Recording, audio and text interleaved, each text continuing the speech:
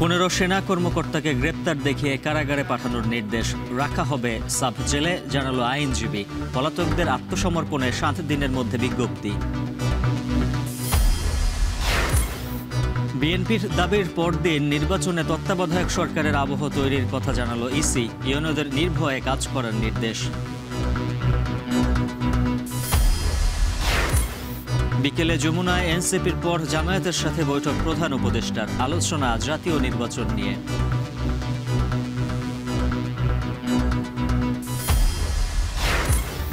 রাজধানীতে গাড়ির শোরুমে যুবলীগ নেতার চাঁদাবাজি, বিদেশে বসে নিয়ন্ত্রণ, টাকা না দিলে ককটেল বিস্ফোরণ, হত্যার হুমকি। পুলিশের কাছে দিয়ে হুমকি দেয় যে আগামী দিনে আমরা ক্ষমতায় আসবো, তখন তাদের দেখে নেব। মৃত্যু ফাঁদে পরিণত ঢাকা চট্টগ্রাম মহাসড়ক। 9 মাসে 450-এরও বেশি দুর্ঘটনায় প্রাণ গেছে 284 জনের। প্রশাসনের দুর্বল নজরদারিকে দুষছেন সংশ্লিষ্টরা।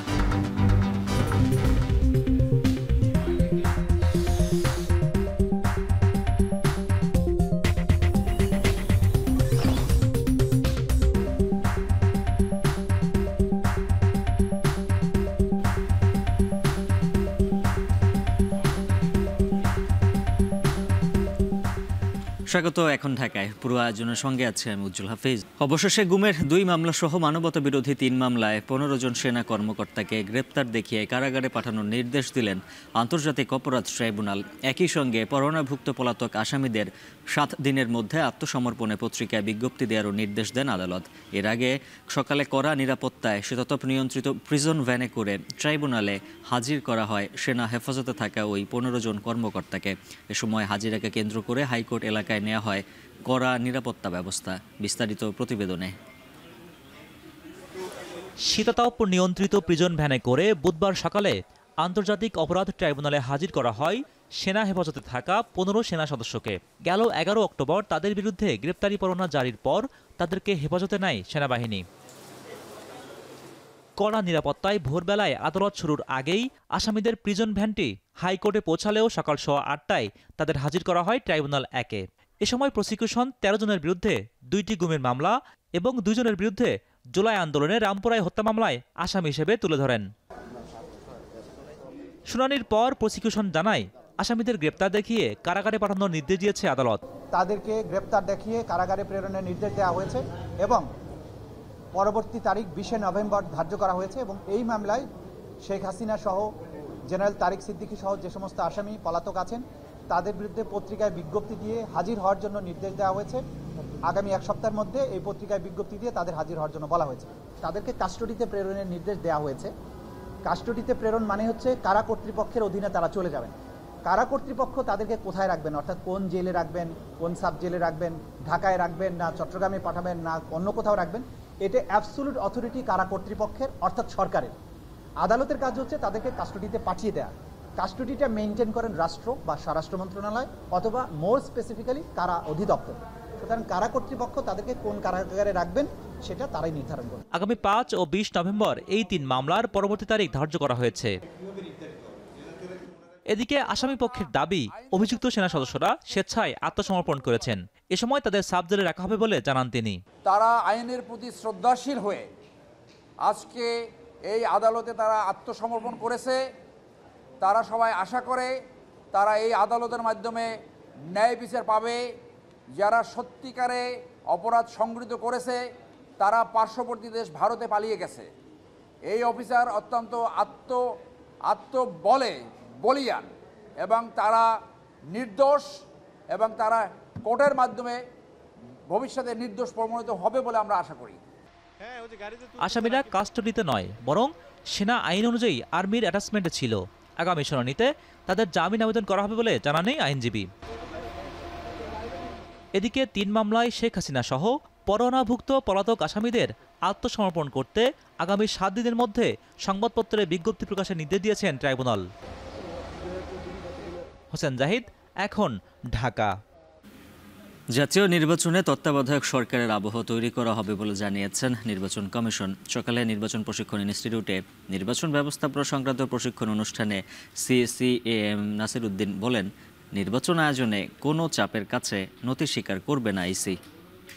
একই সাথে সুষ্ঠু নির্বাচন আয়োজনে আইনের প্রতি শ্রদ্ধাশীল হওয়ার জরুরি বলেও মত দেন তিনি। নির্বাচনে সততার সাথে দায়িত্ব পালন করলে ইসি ইউনোর সাথে থাকবেও, অন্যথায় পার পাওয়ার সুযোগ নেই বলে হুঁশিয়ারি দেন নির্বাচন কমিশনার আনোয়ারুল ইসলাম সরকার। বলেন, তত্ত্বাবধায়ক সরকারের যে আবহ তৈরি করা হচ্ছে তাতে কর্মকর্তাদের কাজ করতে ভয় পাওয়ার কারণ নেই। আর আইন অনুযায়ী রাজনৈতিক দল ও প্রার্থীর আচরণবিধি বাস্তবায়ন জরুরি বলে মনে করেন ইসি সানাউল্লাহ।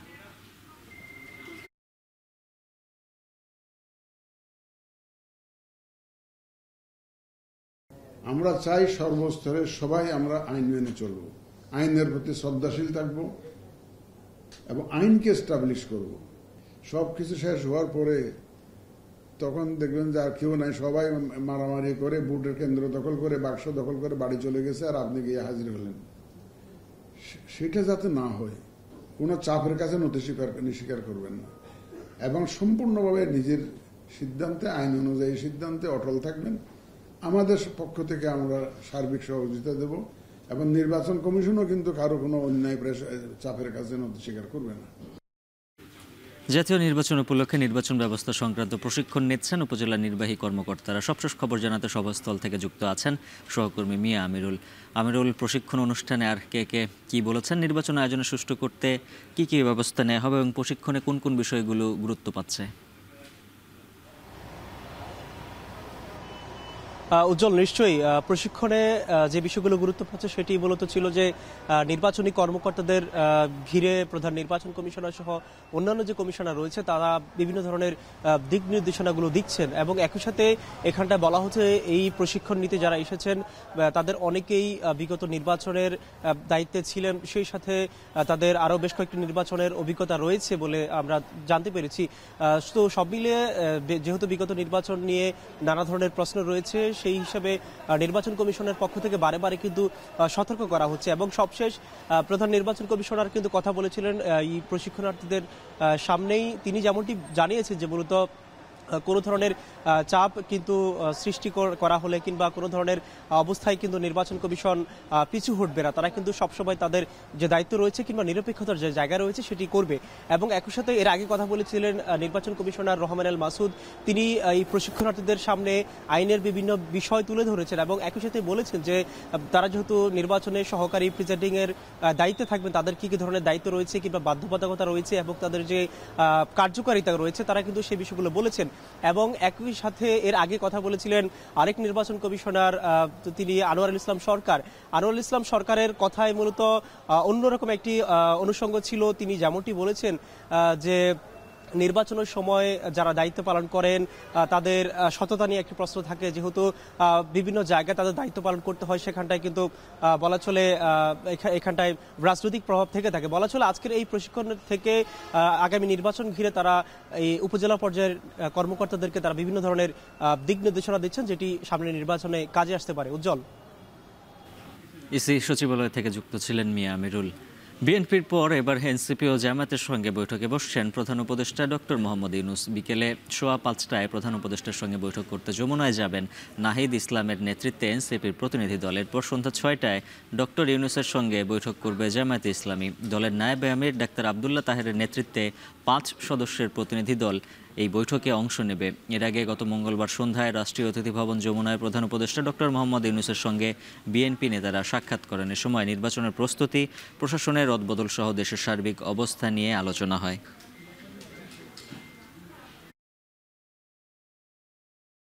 তেজগাঁও সড়ক ভবনে জাতীয় নিরাপদ সড়ক দিবস উপলক্ষে আয়োজিত এক সভায় কথা বলছেন সড়ক পরিবহন ও সেতু উপদেষ্টা মোহাম্মদ ফাউজুল কবির খান। সরাসরি চলে যাচ্ছে সেখানে। আরেকটা জিনিস যেটা বলে আমি আমার কথা শেষ করতে চাই, সেটা হচ্ছে যে এই যে সড়ক যে ব্যবস্থা আমাদের যে মহাসচিব যেটা বললেন যে এটা কিন্তু একটা কি বলে যে কালেক্টেড অ্যান্ড কোঅর্ডিনেটেড এফর্টের প্রয়োজন। এটা যদি শুধু সড়ক বিভাগ যে করবে সেটা না, এটার সঙ্গে সবাইকে করতে হবে। আরেকটা জিনিস আমি এর আগে আরেকটা কথা বলতে চাই, সেটা হচ্ছে যে আমাদের একটা নিরাপদ সড়ক প্রকল্প, বিশ্ব ব্যাংকের প্রতিনিধিরা এখানে আছেন, আমরা বিশ্ব ব্যাংকের প্রতিনিধিদের সঙ্গে এটা নিয়ে কাজ করতেছি। যে ওয়ার্ল্ড ব্যাংকের যে প্রজেক্টটা আছে সেখানে কতগুলো কম্পোনেন্ট আছে। আপনারা জানেন যে কতগুলো নির্দিষ্ট জায়গায় পরপর হচ্ছে, সড়কে দুর্ঘটনা হচ্ছে, প্রাণহানি হচ্ছে, মানুষ আহত হচ্ছে। তো এই যে বিশ্বব্যাংকের যে সমর্থিত যে প্রকল্প, সেই প্রকল্পের আওতায় আমরা সেসব জায়গায় সাইন, ওই যে ঝুঁকিপূর্ণ এলাকায় এখানে সাবধানে গাড়ি চালা, এগুলো লাগানোর ব্যবস্থা করেছে। মইন, এটা হয়ে গেছে না? আরো আচ্ছা, এটা ক্রমান্বয়ে হচ্ছে। আরেকটা হচ্ছে, অনেক সময় দেখা যায় যে গাড়ির রাস্তার অ্যালাইনমেন্টের কারণে এই সব দুর্ঘটনাগুলো ঘটে। তো আমরা সেই অ্যালাইনমেন্টগুলো আমরা ঠিক করতেছি, বিশেষ করে এই দুর্ঘটনাপূর্ণ এলাকায়। যেমন প্রথম আলোর একটা রিপোর্টে আমরা দেখলাম 21টা জায়গা আছে যেখানে ক্রমাগতভাবে দুর্ঘটনা ঘটতেছে, এবং এইসব দুর্ঘটনার স্থানগুলো চিহ্নিত করে এগুলো যদি অ্যালাইনমেন্টের সমস্যা থাকে, এগুলো অ্যালাইনমেন্টের সমস্যা আমরা দূর করতে চেষ্টা করব, এবং এখানে যেটা সতর্কতামূলক যে চিহ্নগুলো সেগুলো আমরা দেব।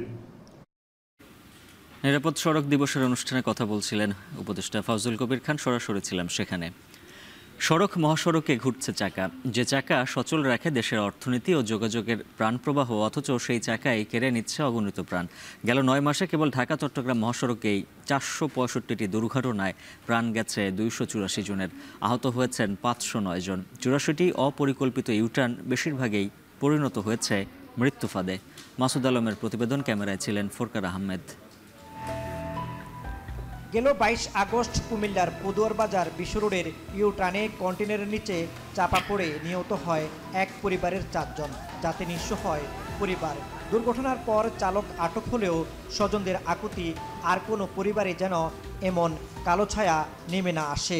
ভাই হারাইছি, বাতিজা হারাইছি, বাবি হারাইছি, সবাই তো হারালাম, এবং পুরো ফ্যামিলিটাই শেষ, পুরো ফ্যামিলিটাই শেষ হয়ে গেছে। এইভাবে জানি, ভবিষ্যতে জানি এইভাবে আর কোনো কেউ ছেলে না হারাক, কেউ ভাই না হারাক। যে দুর্ঘটনাগুলো ঘটছে অহরহ, আমরাও তো যদিও সমাজসেবক, কিন্তু পরিবহনটা তো আমাদের হাতে না। এই নিরাপত্তা যেন সরকার একটু কড়াকড়িভাবে নেয়, এটা আমার একটা জোর দাবি।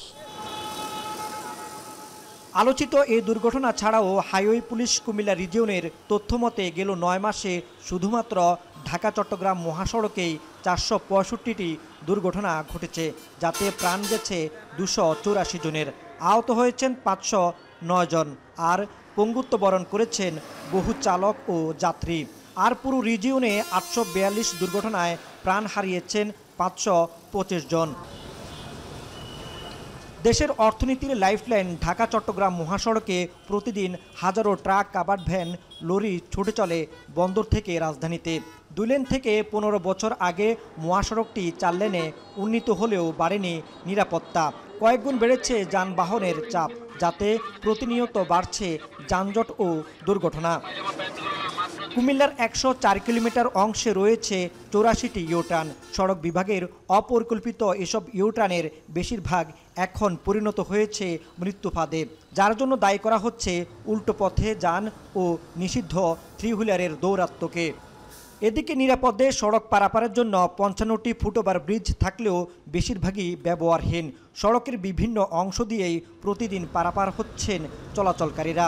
এছাড়া যানবাহনের বেপরোয়া গতি, নিদ্রা চোখে গাড়ি চালানো, ফিটনেসবিহীন পরিবহন ও সংশ্লিষ্ট প্রশাসনের দুর্বল নজরদারিতে অনিরাপদ হয়ে উঠছে সড়ক। সরকারের যে নির্দেশনা আছে বা ফুটওভারগুলো দিয়েছে, এগুলো যদি আমরা যাতায়াত করতাম তাহলে দুর্ঘটনা হতো না। আমার তো ওভারব্রিজে উঠতে কষ্ট হয়, এই জন্য উঠতে পারতেছি না।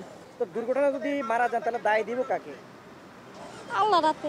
নিরাপদ সড়কের জন্য সরকার পর্যাপ্ত ব্যবস্থা গ্রহণ করছে, এখন করার পরে জনসচেতনতার অভাব। এখানে উল্টা অটো, সিএনজি হইতে আরম্ভ করে সব গাড়ি উল্টা পাল্টা যায়। আমরা তো পেটে দেয় পুলিশের ভয়ে মানে ফাঁকে ফাঁকে চালাই আর কি। এই উঠান ঘুরতে হলে মনে করেন মিনিমাম 2 কিলোমিটার ঘুরে লাগবে। বেশিরভাগ গাড়ি, শুধু আমি না, বেশিরভাগ গাড়ি মনে করেন সিএনজি, অটো রিক্সা সবাই দিক দিয়ে রং সাইডে ঢুকে যায়। আমরা প্রতিনিয়ত এখানে মানুষের প্রাণ যাচ্ছে, প্রতিনিয়ত এখানে কেউ না কেউ দুর্ঘটনার শিকার হচ্ছে। এই দুর্ঘটনা থেকে বাঁচানোর জন্য সরকার পরিকল্পনা গ্রহণ করেছে, একটা ইউলুপ করবে এবং 3টা আন্ডারপাস করবে। নানাবিধ প্রশাসনিক এবং আমলাতান্ত্রিক জটিলতার কারণে ইউলুপের কাজগুলো আর হচ্ছে না এবং আন্ডারপাসের কাজও থেমে গেছে। হাইওয়ে পুলিশ বলছে অসচেতনতা, উল্টো পথে গাড়ি চলাচল, 3 চাকার যান এবং ত্রুটিপূর্ণ সড়ক ব্যবস্থাপনাই দুর্ঘটনার মূল কারণ। আইন প্রয়োগ করেও অনিয়ম ঠেকানো যাচ্ছে না বলছেন তারা। পার্টিকুলার একটা দিবস নিরাপদ হবে ঠিক আছে, বাট আমরা চাই প্রত্যেকটা মিনিট প্রত্যেকটা সেকেন্ড নিরাপদ থাক। সড়ক অবকাঠামো সড়ক দুর্ঘটনার অনেকগুলো কারণের মধ্যে একটি কারণ, অবশ্যই এটা অন্যতম কারণ। তো আমরা আরও যে 10-12টা কারণে সড়ক দুর্ঘটনা ঘটে থাকে, আমাদের প্রত্যেকটা জায়গাকে অ্যাড্রেস করতে হবে। রোডস অ্যান্ড হাইওয়ে তাদের অবকাঠামোগত যেই চেঞ্জ সেগুলো করার জন্য, যেমন গত সপ্তাহে মিটিং ছিল, ওইখানেও আলোচনা হয়েছে, তারা সাধ্যমতো তারা চেষ্টা করে যাচ্ছে। বিআরটিএ বলছে সড়ক নিরাপত্তা বাড়াতে প্রতিনিয়ত মোবাইল কোর্ট পরিচালনা করা হচ্ছে। এছাড়া গেল 1 বছরে 567 মামলার পাশাপাশি আদায় করা হয়েছে 1,35 লাখ টাকা জরিমানা। মোবাইল কোর্ট তো প্রতিনিয়ত প্রতি মাসে মোবাইল কোর্ট হয় আমাদের, এবং ফিটনেসবিহীন গাড়ির বিরুদ্ধে মোবাইল কোর্ট হয়। রেভিনিউ আদায়ের পাশাপাশি যে আমরা কার্যক্রম গ্রহণ করছি, যে প্রশিক্ষিত চালক তৈরি করার ক্ষেত্রে আমরা নবায়নের সময় যে একটা পুরো দিন প্রশিক্ষণ দিয়ে থাকি তাদের, এই প্রশিক্ষণটা দিয়ে কিন্তু যারা যারা প্রশিক্ষণ গ্রহণ করছে আমার মনে হয় তারা মোটিভেশন হচ্ছে। প্রত্যেকটি স্কুলে সড়ক নিরাপত্তার জন্য মাদ্রাসা, স্কুল, প্রত্যেকটা জেলায় 5টি করে স্কুল নির্ধারণ করা হয়েছে, যে প্রত্যেক স্কুলে আমরা যাব, যে সড়ক নিরাপত্তার বিষয়টি তুলে ধরব। প্রতি বছর 22 অক্টোবর আসে সড়ক নিরাপত্তা দিবস, কিন্তু প্রতিশ্রুতির কুয়াশায় হারিয়ে যায় এর বাস্তব প্রভাব।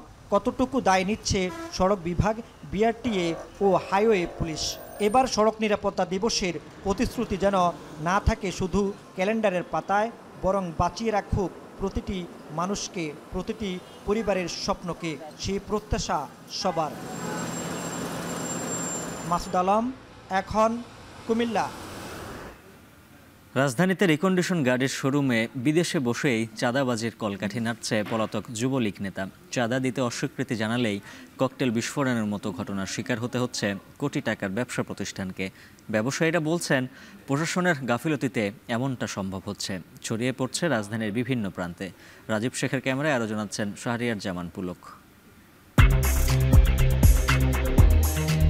ঢাকা মেট্রো ল 18-11-46 পেছনে থাকা একটি প্রাইভেট কারের ড্যাশ ক্যাম ফুটেজে ধরা পড়ে আতঙ্কের মুহূর্ত।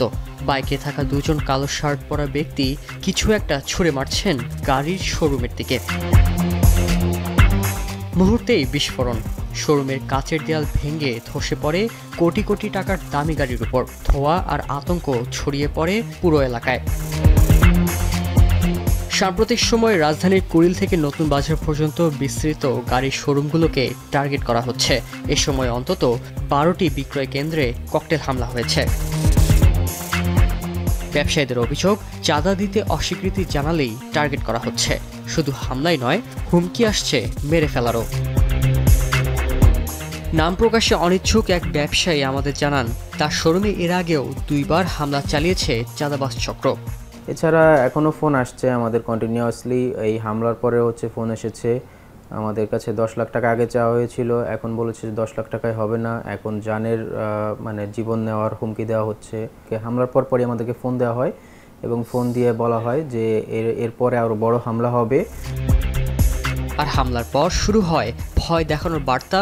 বিদেশি নম্বর থেকে হোয়াটসঅ্যাপে আসে মেসেজ, দাবি করা হয় টাকা। আশেপাশের শোরুমগুলোতেও ফোন দিয়ে হুমকি দেওয়া হয়, চাঁদা না দিলে পরের টার্গেট হবে তারা। কি কাজ কিছুক্ষণ আগে কেমন লাগলো বেগড়ের ভিতরে? আপনারা কি ঝামেলা শেষ করবেন না আমি কন্টিনিউ ঝামেলা চালাই যাব? তুমি জানো না তোমার বড় ভাই থেকে যাই না, নাইলে আগামী সপ্তাহে এবার বসকাই দিন। এবার 3 গুলি করাম 10 রাউন্ড। ভেজালটা তো হইতো না। লাস্ট টাইম আমি যখন বলছি 10 লাখ টাকা পেমেন্ট পাঠায় দাও, তখন পাঠায় দিলে তো আজকে হইতো না। এই যে ভাই সোজা কথা, আপনার 10 লাখ টাকা লাগবে, এটা সোজা কথা বললেই হইতো। অনুসন্ধানে উঠে এসেছে অভিযোগকারীর কাছ থেকে চাঁদা দাবি করা ব্যক্তির নাম তান কাশেম ভূঁইয়া, একসময় যুবলীগ নেতা, যিনি আওয়ামী লীগ সরকার আমলে ছিলেন বিভিন্ন মিছিল ও সমাবেশের সামনের সারিতে। কিন্তু এখন তার অবস্থান লন্ডনে। সেখান থেকেই এই চাঁদাবাজি চক্র পরিচালনা হচ্ছে। ফোনে যোগাযোগ করলে পাওয়া যায় অভিযুক্ত যুবলীগ নেতা তান কাশেম ভূঁইয়াকে। তবে চাঁদাবাজির সাথে জড়িত কিনা এমন প্রশ্নের উত্তর এড়িয়ে যান তিনি। কোন জায়গায় চাঁদা হয়েছে, কি হয়েছে না হয়েছে আলাপ করব না, 2 ঘন্টা একটু বিজি আছি। ক্ষমতা হারানোর পরও আওয়ামী লীগের অঙ্গ সংগঠন যুবলীগের কিছু প্রভাবশালী সদস্য এই চাঁদাবাজি চক্রের সিন্ডিকেটের সাথে যুক্ত আছে। অভিযোগ উঠেছে প্রশাসনিক শিথিলতা ও রাজনৈতিক ছত্রছায়ায় তারা এখনও সক্রিয়। দেশের রিকন্ডিশন গাড়ির আমদানিকারকদের সংগঠন বারবিটার সভাপতি আব্দুল হক জানান, এত বড় পরিসরে চাঁদাবাজির ঘটনা এর আগে ঘটেনি। মামলা করার সাহসও পাচ্ছেন না ব্যবসায়ীরা। চলতি মাসের মধ্যে ব্যবস্থা না নিলে আগামী মাস থেকে গাড়ি কেনাবেচা বন্ধের হুঁশিয়ারি দেন তিনি। যুবলীগ করতে এক সময়, এবং এখন তার ওই পরিচয়ও সে দেয়, পুলিশের কাছে দেয়, দিয়ে হুমকি দেয় যে আগামী দিনে আমরা ক্ষমতায় আসবো, তখন তোদের দেখে নেব। যে লোক এটা অর্গানাইজ করছে এখানে কোনো কানেকশন থেকে থাকতে পারে। কালো টাকাও এইসব ব্যবসায় এসছে। খুব অবাক হবার, বেশি অবাক হব না যদি আমাদের এখানে কেউ এরকম এসে থাকে, তার সাথে সংযোগ আছে, এটা উড়িয়ে দেওয়া যায় না যে তারা হয়তো তাকে সহযোগিতা করছে। ভাটারা থানার অপারেশন পুলিশ পরিদর্শক জানান, মামলা করা হলে ব্যবসায়ীদের নিরাপত্তা নিশ্চিত করা হবে। প্রাথমিক জিডির ভিত্তিতে তদন্ত চলছে, তবে এখনও কাউকে গ্রেফতার করা সম্ভব হয়নি। এবং আমরা এখনও তদন্তাধীন আছি। আমরা তদন্ত করে ফাইন্ড আউট করার ব্যবস্থা চেষ্টা করতেছি এই ঘটনায় কারা জড়িত, এবং বিদেশি যে নাম্বার থেকে কল দিয়ে এভাবে চাঁদা দাবি করতেছে, যদিও এখনও পর্যন্ত চাঁদা তারা প্রদান করেনি, চাঁদা দাবি করতেছে। এই দাবির বিষয়ে আমরা এই কমপ্লেনটা নিয়ে কাজ করতেছি। বর্তমানে দেশে নতুন ও রিকন্ডিশন ব্যক্তিগত গাড়ির বাজার 30,000 কোটি টাকার বেশি। এর মধ্যে 70 থেকে 75% রিকন্ডিশন গাড়ির দখলে। একদিকে আতঙ্ক, রাতে শোরুমের সামনে ককটেল বিস্ফোরণ, অপরদিকে প্রশাসনিক কার্যক্রম এখনও কাগজে কলমে আটকা। গাড়ি ব্যবসায়ীরা বলছেন, তাদের ভিতর থেকে যদি এই ভয় না দূর হয় তবে শুধু গাড়ি ব্যবসায়ী বন্ধ হবে না, বন্ধ হয়ে যাবে দেশের সবচেয়ে বড় রাজস্বের চাকাও। তারা দাবি করছেন, এই চাঁদাবাজরা যে রাজনৈতিক দলেরই হোক না কেন, তাদের যদি অবিলম্বে গ্রেফতার না করা হয় তাহলে আগামী মাস থেকে টোটাল শাটডাউন কর্মসূচিতে যাবেন তারা। শাহরিয়ার সামান পুলক, এখন ঢাকা। 11 দিনের আন্দোলন শেষে সারা দেশে এমপিওভুক্ত স্কুলগুলোতে শুরু হয়েছে ক্লাস পরীক্ষা। এতে শিক্ষার্থীদের পদচারণায় মুখর হয়ে উঠেছে স্কুল প্রাঙ্গণ। এ নিয়ে বিস্তারিত জানাতে যশোরের মুসলিম একাডেমি স্কুল থেকে যুক্ত আছেন সহকর্মী রিপন হোসেন। রিপন, জানাবেন, বেশ কিছুদিন যাবত তো ক্লাস পরীক্ষা বন্ধ ছিল, ক্ষতি পুষিয়ে নিতে শিক্ষকরা কি উদ্যোগ নিচ্ছে? এবং যারা শিক্ষার্থী ছিল তারা বিভিন্নভাবে ক্ষতিগ্রস্ত হয়েছে, বিশেষ করে ক্লাসে যে শিক্ষা সেটি তারা গ্রহণ করতে পারেনি। এর ফলে কিন্তু তাদের যে সমস্যা সেটি হয়েছে। আমরা শিক্ষকদের সাথে কথা বলেছি, তারা যেটি বলছেন যে শিক্ষার্থীদের যে ক্ষতি হয়েছে, টানা 11 দিন ক্লাস যারা পরীক্ষা নিতে পারেনি সেই ক্ষতি পুষিয়ে দিতে তারা ছুটির দিন অর্থাৎ শনিবারে ক্লাস নেওয়ার কথা বলছেন। এছাড়া যারা শিক্ষার্থী রয়েছে তাদের অতিরিক্ত সময়েও ক্লাস নেওয়ার কথা তারা বলছেন। তারা বলছেন যে যেহেতু তাদের দাবি সরকার মেনেছে, তাদের যে 3 দফা দাবি ছিল সেই দাবি মানার প্রেক্ষিতে তারা আবার 11 দিন পরে আবার ক্লাসে এসছেন। আজ থেকে সকাল থেকে আমরা দেখছি যে শিক্ষকরা ক্লাসে এসছেন এবং তারা ক্লাস ইতিমধ্যে নিচ্ছেন। আর কিছুক্ষণ পরে ছুটির ঘন্টা পড়বে, প্রায় 2টার পরের দিকে সকাল থেকে আমরা দেখছি যে শিক্ষকরা এসছেন ক্লাস নিচ্ছে।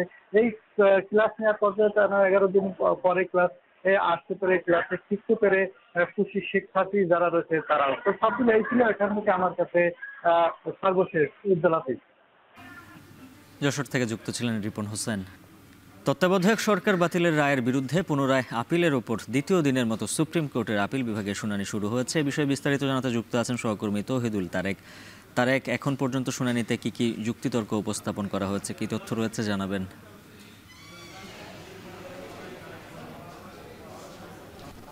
উজ্জ্বল যে বিষয়টি উল্লেখ করেছেন যে আজকে দ্বিতীয় দিনের মতো এই শুনানি চলছে এবং বরাবরের মতোই আজকেও এই শুনানি উপস্থাপন করছেন বদিউল আলম মজুমদার, যিনি বর্তমানে সুজন বা সুশাসনের জন্য নাগরিকের সম্পাদক হিসেবে আছেন। তার যে আইনজীবী রয়েছেন শরীফ ভুইয়া, তিনি সেই শুনানি উপস্থাপন করছেন এবং গতকাল তিনি আমাদেরকে যে বিষয়টি বলেছিলেন প্রেস ব্রিফিংয়ে, যে এই গণতান্ত্রিক যে প্রক্রিয়া, সেই গণতান্ত্রিক প্রক্রিয়া কিন্তু বাধাগ্রস্ত হয়েছিল যে এই তত্ত্বাবধায়ক সরকার ব্যবস্থা বাতিল করার মাধ্যমে, এবং ভুল নীতি প্রয়োগ করে এই তত্ত্বাবধায়ক সরকার ব্যবস্থা কিন্তু বাতিল করা হয়েছিল একটি বিতর্কিত সিদ্ধান্তের মাধ্যমে বা বিতর্কিত রায়ের মাধ্যমে।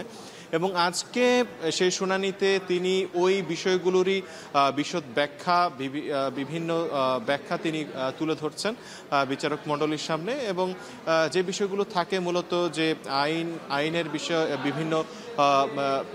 বিভিন্ন দিক তুলে ধরে গণতান্ত্রিক একটি প্রক্রিয়া কিভাবে নষ্ট হয়েছিল বিগত বছরগুলোতে, সেই বিষয়টিও কিন্তু তিনি তুলে ধরেছেন এবং একই সাথে তা ধরছেন।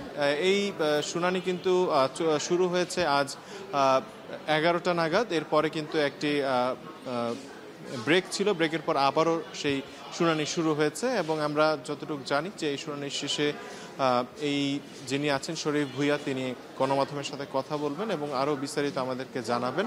তবে তার আগে যে বিষয়টি একটু উল্লেখ করতে চাই যে তত্ত্বাবধায়ক সরকার ব্যবস্থা নিয়ে কিন্তু বিগত বছরগুলোতে রাজনৈতিক দলগুলোর মধ্যে নানা ধরনের আমরা দেখেছি, বাকবিতণ্ডা দেখেছি, ঐক্য অনৈক্য দেখেছি।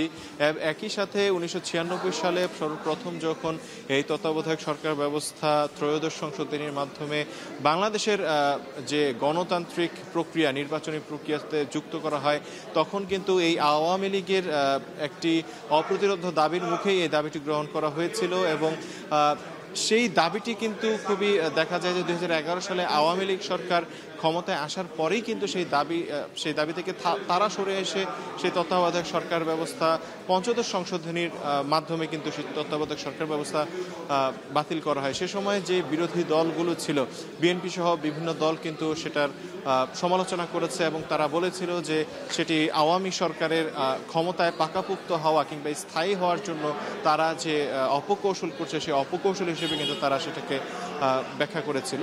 এবং তারই প্রেক্ষিতে গণ অভ্যুত্থান পরবর্তী যখন বদিউল আলম মজুমদার এই তত্ত্বাবধায়ক সরকার ব্যবস্থা ফিরিয়ে আনার জন্য আবেদন করেন, সেই আবেদনের প্রেক্ষিতে কিন্তু এই আপিল বিভাগের শুনানি চলছে। হাইকোর্ট থেকে যুক্ত ছিলেন তৌহিদুল তারেক। গাজায় হামাসের বিরুদ্ধে লড়াইয়ের জন্য মধ্যপ্রাচ্যের কিছু দেশ সেনা পাঠানোর প্রস্তাব দিয়েছে বলে জানিয়েছেন মার্কিন প্রেসিডেন্ট ডোনাল্ড ট্রাম্প। এদিকে যুদ্ধবিরতি শর্ত অনুযায়ী আরও 2 ইসরায়েলি জিম্মির মরদেহ হস্তান্তর করেছে হামাস। তবে রাফা ক্রসিং খুলে না দেয়া সহ ইসরায়েলের বিরুদ্ধে যুদ্ধবিরতি লঙ্ঘনের অভিযোগ এনে আলোচনার জন্য তুরস্কে গেছেন হামাসের প্রতিনিধি দল। বিস্তারিত জানাচ্ছেন অর্ণব প্রসাদ।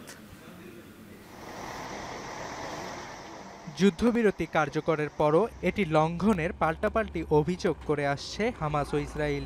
গাজায় মানবিক সহায়তা সামগ্রী প্রবেশের জন্য রাফা ক্রসিং খুলে দেওয়ার কথা থাকলেও এখনও তা বন্ধ রাখায় ক্ষোভ বাড়ছে ফিলিস্তিনিদের মধ্যে। মঙ্গলবার এ নিয়ে আলোচনার জন্য তুরস্কে গেছেন হামাসের একটি প্রতিনিধি দল। সেখানে তারা অভিযোগ করেন যুদ্ধবিরতির শর্ত বারবার ভঙ্গ করছে তেল আবিব। তারপরও এটি মানার প্রতিশ্রুতি দিয়েছে স্বাধীনতাকামী ফিলিস্তিনি গোষ্ঠীটি। এছাড়া জেরুজালেমকে রাজধানী করে স্বাধীন ফিলিস্তিন রাষ্ট্র ঘোষণা ফিলিস্তিনি জনগণের অধিকার বলে তুর্কি কর্মকর্তাদের জানিয়েছেন হামাসের প্রতিনিধি দলের প্রধান মুজাহিদ মোহাম্মদ দারবিশ। এদিকে দীর্ঘদিন ধরে ক্ষুধা ও অপুষ্টিতে ভুগতে থাকা ফিলিস্তিনিদের রক্ষায় গাজায় আরও বেশি ত্রাণ সামগ্রী প্রবেশের অনুমতি চায় জাতিসংঘের মানবিক সংস্থাগুলো। All the border crossing points open at the moment. Since Friday, and since we spoke, we still have only Karam Shalom and Zikim only open. যুদ্ধবিরতির পর থেকে এখন পর্যন্ত গাজায় সংস্থাটি 6,700 মেট্রিক টনেরও বেশি খাদ্য সরবরাহ করেছে। অনুমতি পেলে উপত্যকাটিতে আরও বেশি মানবিক সামগ্রী পাঠানো হবে। অন্যদিকে তেল আবিবের কাছে রেড ক্রসের মাধ্যমে আরও 2 ইসরায়েলি জিম্মির মরদেহ হস্তান্তর করেছে হামাস, যাদের নাম পরিচয় প্রকাশ করেছে ইসরায়েলি প্রতিরক্ষা বাহিনী। যুদ্ধবিরতি শর্ত অনুযায়ী মঙ্গলবার পর্যন্ত 15 জিম্মির মরদেহ ফেরত পাঠালো ফিলিস্তিনের স্বাধীনতাকামী গোষ্ঠীটি। তবে এখনও 13 জিম্মির মরদেহ হস্তান্তর করতে পারেনি হামাস। সবকিছুর মধ্যেও প্রত্যাশার চেয়েও গাজা যুদ্ধবিরতি চুক্তির অগ্রগতি হয়েছে বলে জানান মার্কিন ভাইস প্রেসিডেন্ট। গাজা শান্তি পরিকল্পনার দ্বিতীয় ধাপ শুরু করতে আলোচনার জন্য ইসরায়েলে অবস্থান করছেন তিনি। terms of the 20-point plan that the president put out there is very clear. It's supported not just by Israel, but by all of our Gulf Arab friends. It's that Hamas has to disarm. এ সময় তিনি হামাসের কাছে থাকা Israeli জিম্মিদের পরিবারগুলোকে ধৈর্য ধরার অনুরোধ করেন। জানান তাদেরকে ফিরিয়ে আনতে কাজ করছে যুক্তরাষ্ট্র।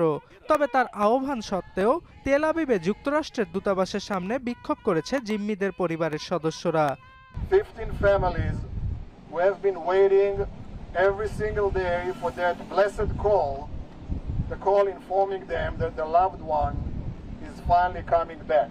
হামাস নির্মূলে মধ্যপ্রাচ্যের কয়েকটি দেশ গাজায় নিজেদের বাহিনী পাঠাতে চায় বলে ট্রুথ সোশ্যালে দাবি করেন মার্কিন প্রেসিডেন্ট ডোনাল্ড ট্রাম্প।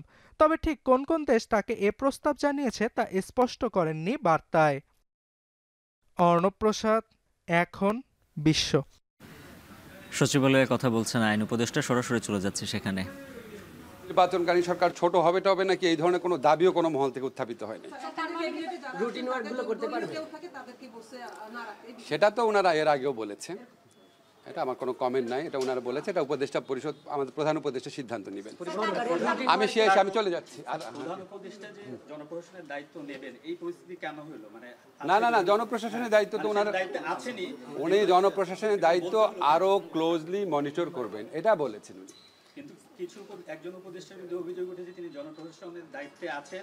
আমি এই ব্যাপারে কমেন্ট করার মতো জায়গায় নাই, আমি জনপ্রশাসনের দায়িত্ব না। আপনাদের আর কোনো প্রশ্ন আছে? আমি যাচ্ছি। হ্যাঁ, না এটা আমরা মনে করি না দলীয়ভাবে হয়।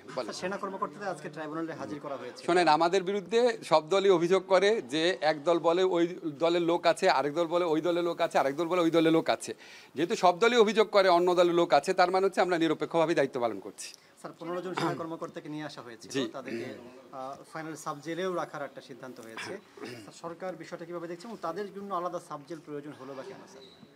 আজকে আপনার আমাদের ইন্টারন্যাশনাল ক্রিমিনাল কোর্টে যে বিচার প্রক্রিয়ার প্রতি শ্রদ্ধাবোধ দেখিয়ে সেনা সদস্যরা যেভাবে ওনারা এসেছেন বা যেভাবে ওনাদের নিয়ে আসা হয়েছে, এখানে আপনার সেনা প্রশাসন বা সেনাবাহিনীর ঊর্ধ্বতন কর্মকর্তারা, সেনাবাহিনীর প্রধান, ওনারা যেভাবে সহযোগিতা করেছেন এটা অত্যন্ত প্রশংসার দাবিদার। এবং তারা আইনের শাসনের প্রতি যেই শ্রদ্ধাবোধ দেখিয়েছেন এটা আমরা খুব পজিটিভলি দেখছি। আর সাবজেলে কেন রাখা হয়েছে বা ওনারা কোথায় রাখা হবে এটা সম্পূর্ণভাবে স্বরাষ্ট্র মন্ত্রণালয়ের দায়িত্বভুক্ত বিষয়। ওনারা যেটা প্রয়োজন, ওনারা যেটা অ্যাপ্রোপ্রিয়েট মনে করবেন এটা ওনারা করবেন, এটার জবাব দেওয়ার এখতিয়ার আমার নাই। মিলিটারি আইনে ওনাদের বিচার হতে পারে।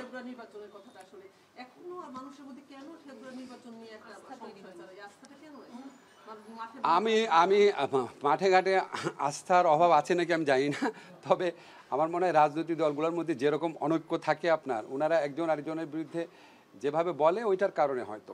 তবে আমার ধারণা যখন আমরা জুলাই সনদ বাস্তবায়নের ক্ষেত্রে বাস্তব অগ্রগতি দেখব, এই সম্পর্কে সকল সংশয় খুব দ্রুত তখন আশা করি কেটে যাবে। এই সরকারের দায়িত্ব, এই সরকার তো চেষ্টা করছে। সচিবালয়ে কথা বলছিলেন আইন উপদেষ্টা আসিফ নজরুল, সরাসরি ছিলাম সেখানে। খেলার খবর, উয়েফা চ্যাম্পিয়ন্স লিগের তৃতীয় ম্যাচ ডেতে জয় পেয়েছে ফেভারিট সব দল। বড় জয় পেয়েছে বার্সেলোনা, আর্সেনাল, পিএসজি ও ইন্টার মিলান।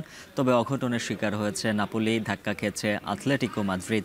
ঘরের মাঠ অলিম্পিয়াকোসকে 6-1 ব্যবধানে হারিয়েছে বার্সেলোনা। ফার্মিন লোপেজ করেছেন হ্যাট্রিক, মার্কাস রাশফোর্ড করেন জোড়া গোল। এছাড়া পেনাল্টি থেকে গোল করেন লামিন ইয়ামাল।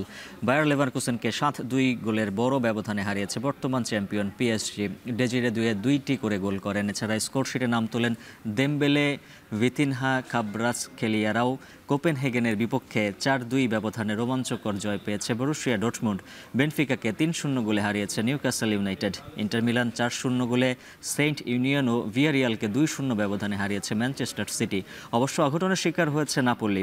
পিএসভি আইনদোভেনের কাছে 6-2 গোলে হেরেছে তারা। এছাড়া আর্সেনালের কাছে 4-0 ব্যবধানে হেরেছে অ্যাথলেটিকো মাদ্রিদ।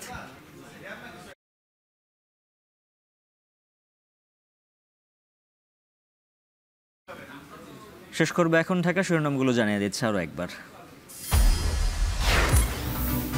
15 সেনা কর্মকর্তাকে গ্রেপ্তার দেখিয়ে কারাগারে পাঠানোর নির্দেশ রাখা হচ্ছে সাব জেলে, জানালো আইনজীবী। পলাতকদের আত্মসমর্পণে 7 দিনের মধ্যে বিজ্ঞপ্তি।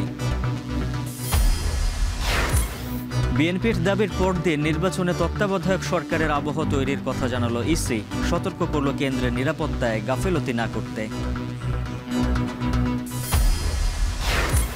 বিকেলে যমুনায় এনসিপির পর জামায়াতের সাথে বৈঠক প্রধান উপদেষ্টার। আলোচনা জাতীয় নির্বাচন নিয়ে।